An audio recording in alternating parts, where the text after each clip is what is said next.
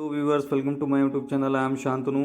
आज हम इस वीडियो में ये जानेंगे कि अगर आपने कोई चेक सिक्योरिटी के तौर पर दिया है तो क्या आपके खिलाफ कोई कंप्लेंट बनती है सेक्शन 138 NI एक्ट के तहत।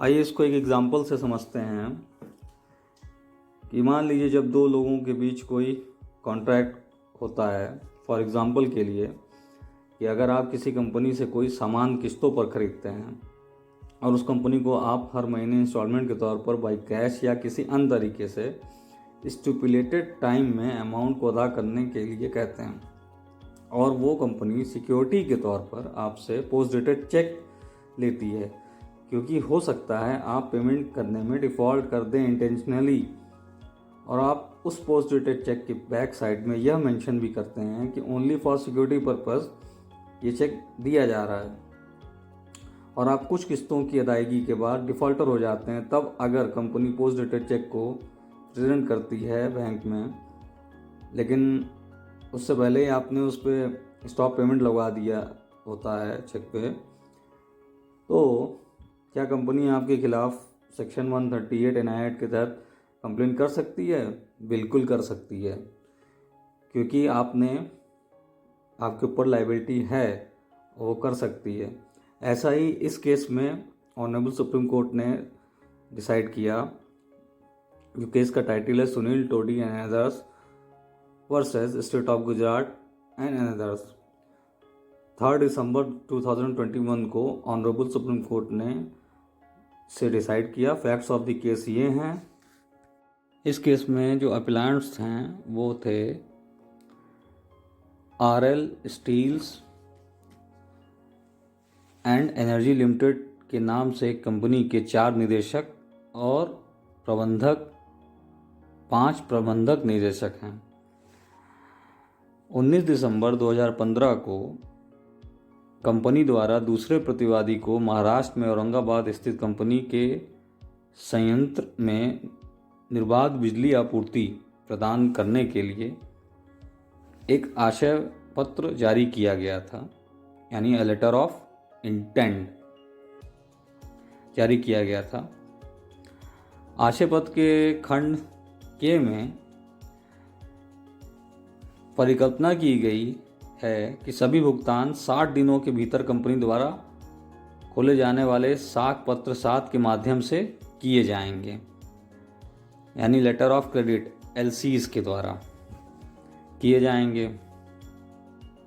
29 अप्रैल 2016 को कंपनी द्वारा एक ईमेल संबोधित किया गया था, जिसमें कहा गया था कि भुगतान सुरक्षा के लिए कंपनी के लिए चेक द्वारा होगी, और जो LC लेटर ऑफ क्रेडिट जो होगा वो 45 दिनों के लिए निर्धारित किए जाने वाली ऊर्जा की मात्रा के बराबर राशि, तो LC द्वारा मासिक बिलिंग का भुगतान बिलों की प्राप्ति के 7 दिनों के भीतर किया जाना था। दूसरे प्रतिवादी की ओर से 30 अप्रैल 2016 को संबोधित एक संचार में इस पर सहमति हुई थी, यानी उन दोनों के बीच में, कंपनी और सेकंड रेस्पोंडेंट के बीच में एक एग्रीमेंट भी हुआ इस पर। 30 जून 2016 को कंपनी ने दूसरे प्रतिवादी को एक संचार संबोधित किया कि वह केवल सुरक्षा जमा के लिए 2 चेक जारी कर रहा था, और चेक केवल पुष्टि प्राप्त करने के बाद जमा किए जाने थे। जो कि चेक का विवरण ये दिया हुआ है, यहाँ डिटेल ऑफ द चेक दी हुई है। सिक्योरिटी पर्पस पे चेक लिया गया था, चेक नंबर है, मेंशन है इस पर। अ चेक पोस्ट डेटेड चेक जो कि 28 अगस्त 2017, जिसका अमाउंट था 2,67,84,000 रुपये, इशू किया गया, और उस चेक के पीछे ये लिखा गया था कि केवल सुरक्षा उद्देश्य के लिए पुष्टि के बाद जमा किया जाना है। और बिजली की आपूर्ति जो 1 जुलाई 2016 से शुरू हुई। 4 जुलाई 2016 को कंपनी ने अपने बैंकर करूर वैश्य बैंक को एक पत्र लिखा, जिसमें उपरोक्त 2 चेकों के भुगतान को रोकने का अनुरोध किया गया था। 24 जुलाई को प्रतिवादी सेकंड रिस्पोंडेंट के बीच और कंपनी के बीच एक समझौता भी किया गया। यानी बिजली आपूर्ति पहले से हो रही थी और जब कंपनी ने चेक को रुकवा दिया तब तक कोई एग्रीमेंट नहीं था। बाद में यानी 24 जुलाई को 2016 को एक एग्रीमेंट होता है सेकंड रिस्पोंडेंट और कंपनी के बीच में। फिर 10 अगस्त 2016 को और 12 सितंबर 2016 और 27 सितंबर 2016 को कंपनी के इशारे पर पंजाब नेशनल बैंक द्वारा दूसरे प्रतिवादी के पक्ष में 3 एलसी जारी किए गए थे।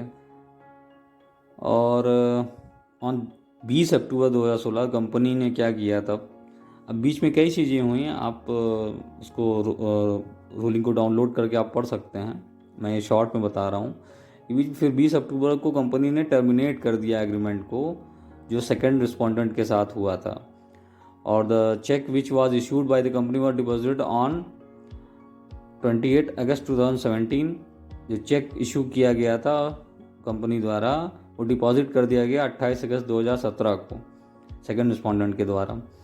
On 18 September 2013 a legal notice was issued, और लीगल नोटिस भी इशू किया गया सेकंड रिस्पोंडेंट द्वारा अपीलेंट को यानी कंपनी को, एलिजिंग ये एलिज करते हुए कि उन्होंने भुगतान नहीं किया है और कंप्लेंट कर के तहत एलिज किया कि सेक्शन 138 NI एक्ट के तहत उनके ऊपर एक कंप्लेंट की जा रही है।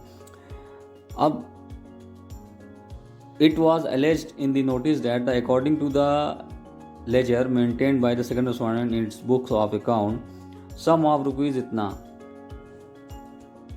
अप्रॉक्सीमेटली 6 करोड़ जो मेंशन है यहाँ पे 6 करोड़ की राशि बकाया थी। अब नोटिस में जो आरोप लगाया गया कि अपीलकर्ताओं ने 28 2017 को करूर वेस्ट बैंक औरंगाबाद पर आहरित एक चेक जारी किया था जो अर्ता द्वारा भुगतान रोक दिए जाने के कारण अनादरित हो गया, यानी उसका पेमेंट नहीं हो पाया था, स्टॉप पेमेंट कर दिया था कंपनी ने। इस प्रकार से अब शॉर्ट में मैं आपको बता दे रहा हूँ कि मेन इसमें जो डेट्स हैं, 10 अगस्त 2016 को इशुएंस ऑफ LC यानी लेटर ऑफ क्रेडिट इशू किया जाता है। 30 सितंबर 2016 को complainant stop the supply of power यानी जो बिजली आपूर्ति के लिए हुआ था उसको रोक दिया जाता है। 20 अक्टूबर 2016 को termination of PSA bye the company द्वारा, जो कंपनी सप्लाई ले रही थी उसने टर्मिनेट कर दिया। 30 जून 2017 को instruction issued to bankers to stop payment, और 30 जून 17 को इंस्ट्रक्शन दिया बैंक को कि वो जो चेक पोस्ट डेटेड चेक दिया गया था उसको स्टॉप पेमेंट कर दिया जाए। 31 अगस्त 2017 को प्रेजेंटेशन ऑफ चेक होती है सेकंड रिस्पोंडेंट द्वारा उनके लेज़र में जो अमाउंट बचा रहता है उसके भुगतान के लिए। फिर 2 नवंबर 2017 को कंप्लेंट एक फाइल होती है 138 में। 3 नवंबर 2017 को एफिडेविट उसके सपोर्ट में दिया जाता है। 6 नवंबर 2017 को समनिंग ऑर्डर इशू हो जाता है। तो जब समनिंग ऑर्डर इशू होता है कंपनी के खिलाफ तो यानी जो अपीलेंट हैं तो अपीलेंट क्या करते हैं, instituted petition under section 482 of CRPC for questioning the criminal complaint, जो उनके खिलाफ ये कंप्लेंट दायर की गई थी और जो सम्मन इशू किया गया था उसको क्वेश्चन करने के लिए 482 में वो जाते हैं CRPC में हाई कोर्ट के पास। अब ऑनरेबल हाई कोर्ट ने इसमें जो 482 की पिटीशन जो फाइल की गई थी क्वैश करने के लिए कंपनी द्वारा 24 जून 2019 के ऑर्डर डेटेड से डिसमिस कर दी अपीलेंट्स की कंप्लेंट को क्वैश करने की। तो मैटर फिर आया ऑनरेबल सुप्रीम कोर्ट के समक्ष। अब ऑनरेबल सुप्रीम कोर्ट के समक्ष द मेन इशू जो इसमें ये डिसाइड किया है कि whether the dishonor of check furnished as a security is covered under the provisions of section 138 of the NI Act।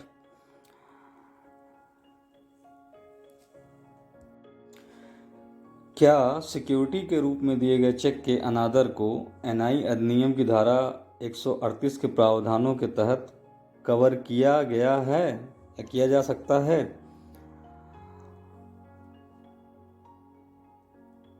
Referring to the meaning of debt, the court observed that a post-dated check issued after the debt has been incurred would be covered by the definition of debt. Honourable supreme court ने तो ये मान लिया कि वो cover करेगा डेप्ट की definition में, और उस पर जो कोर्ट ने नोटेड किया क्यों कवर करेगा वो ये बताया कि एनआई अधिनियम का उद्देश्य चेक की स्वीकार्यता को बढ़ाना और व्यापार के लेन देन के लिए पराक्रम लिखतों की दक्षता में विश्वास पैदा करना है। प्रावधान का उद्देश्य अप्रचलित हो जाएगा यदि प्रावधान की व्याख्या उन मामलों को बाहर करने के लिए की जाती है जहां चेक के आहरण के बाद लेकिन उसके नकदीकरण से पहले ऋण लिया जाता है। इंडस एयरवेज में अग्रिम भुगतान किया गया था। इंडस एयरवेज एक केस डिसाइड किया गया था ऑनरेबल सुप्रीम कोर्ट द्वारा, उसी का हवाला अपीलांट ने दिया था इस केस में। तो उस केस में ये हुआ था कि अग्रिम भुगतान किया गया था लेकिन चूंकि खरीद समझौता रद्द कर दिया गया था इसलिए कोई कर्ज लेने का कोई अवसर नहीं था। तो सेक्शन 138 का असली उद्देश्य पूरा नहीं किया जाएगा यदि ऋण या अन्य दायित्व की व्याख्या केवल उस ऋण को शामिल करने के लिए की जाती है जो चेक के आहरण की तिथि पर मौजूद है। इसके अलावा संसद ने ऋण या अन्य दायित्व अभिव्यक्ति का प्रयोग किया है जो सेक्शन 138 के अंदर डेप्ट की बात, एनी डेप्ट की बात की गई है। अभिव्यक्ति या अन्य दायित्व का अपना एक अर्थ होना चाहिए। विधायिका ने दो अलग अलग वाक्यांशों का उपयोग किया है, अभिव्यक्ति या अन्य दायित्व।